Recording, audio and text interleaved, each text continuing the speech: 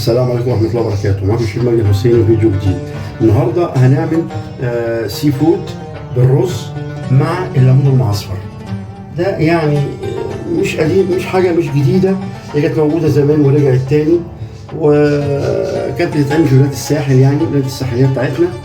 عبارة عن سي فود، كابوريا، جندوفلي، قطعة من السمك، جمبري، قطعة جمبري مع رز، زيت، ليمون معصفر او مش معصفر، في عصفر اهوت، كمون، ملح، فلفل اسود، كركم، حبه البركه.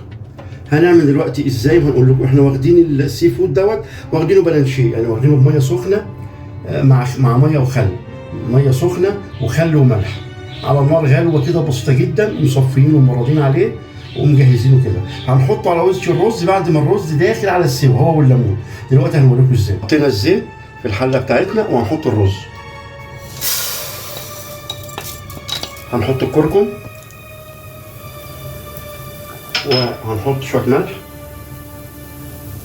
وهنحط كمون والعصفر وحبه البركه. حبه البركه ما تكونش كتير عشان ما تمررش مننا، وشويه فلفل اسود، ونبتدي نقلب الرز بتاعنا.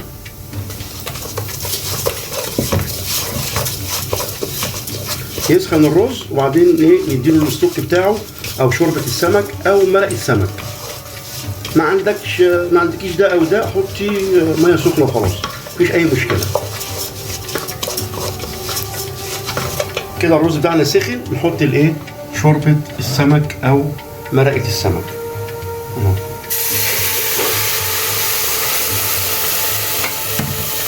يا دوبك ان الشوربه تغطي الرز زي ما انتم شايفين كده.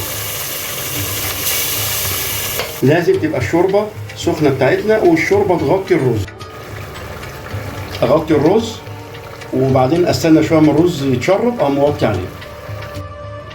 كده الرز بتاعنا شبه ان هو يعني داخل على سوا. كده الرز بتاعنا داخل على سوا او يعني 3/4 سوا.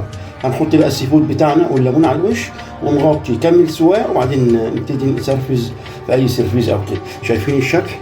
العصفر باين وحبه البركه، وزي ما انتم شايفين كده بالمنظر دوت، ولونه ما يكونش اصفر كاتم يعني. كده احنا هنحط السي فود بتاعنا بالشكل ده زي ما انتم شايفين كده على الوش، يكمل سواء الرز والسي فود زي ما انتم شايفين بالمنظر دوت مع الرز، وياخد الريحه برضه. هنحط الليمون بتاعنا، اذا كان ليمون مخلل، مش ليمون اخضر طبعا، ليمون مخلل مع اصفر، او ليمون اخضر او ليمون مخلل عادي بالشكل ده برضو كده. نبتدي بقى نغرف وهنشوف بقى الطعم بعد كده ان شاء الله. ده الشكل النهائي بتاع رز السي فود بالليمون المعصفر. كده الشكل النهائي بتاع الرز السي فود بالليمون المعصفر. اذا عجبكم الفيديو ما تنسوناش في لايك واشتراك في القناه وفعلوا زر الجرس. ما تنسوناش على صفحه الفيس فيها كل جديد. واتمنى يكون الفيديو عجبكم، والسلام عليكم ورحمه الله وبركاته. كان معكم الشيخ مجدي الحسيني.